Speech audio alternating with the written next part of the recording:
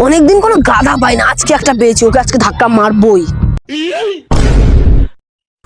ধাক্কা মারলি কেন? দাঁড়া, আমি আমার ভাইকে ডাকছি, দাঁড়া।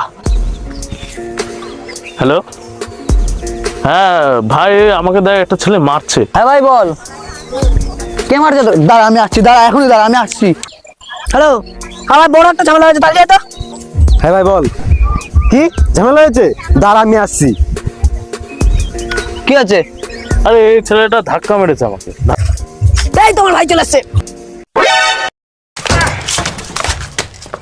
ভাই এখানে থাকা যাবে না, আমরা চ, চ, চ। কেটে পড়ি আমরা।